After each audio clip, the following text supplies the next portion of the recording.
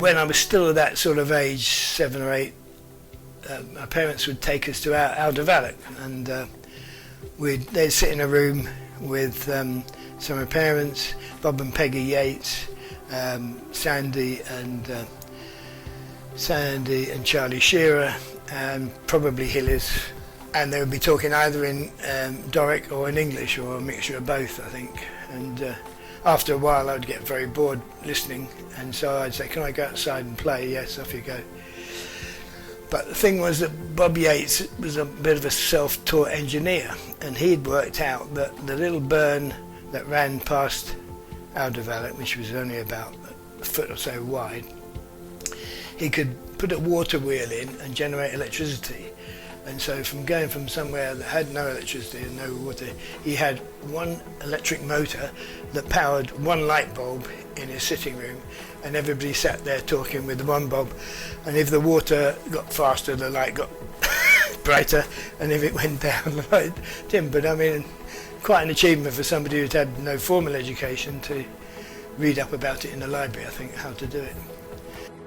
It was, well, obviously my perspectives are wrong now because I was only a child, but it seemed like quite a big kitchen room area where there was obviously a fire, people sat around talking and drinking cups of tea usually, I think.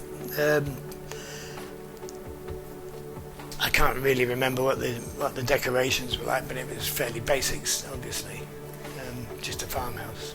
That would have been around, well, 58, between 58 and 60, I suppose, that era. That's when they were all still alive, obviously, and still farming. I used to go outside and watch them cut the peat during the day, because in those days you were still allowed to do that.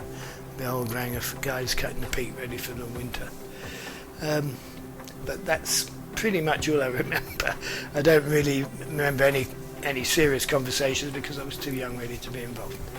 But yeah, it was either those particular half dozen, 8 people, or somebody else who happened to be living there. Sometimes, as I say, I'm sure there was a gamekeeper's cottage at the end, which is now occupied by Martin Sheen. That's my main memory of people sitting around talking and drinking tea and so forth. They were all telling stories about how they kidded the gamekeeper, and there were salmon behind the chair that had been poached when the gamekeeper sitting on the chair. These sort of tall stories, I guess, that people told.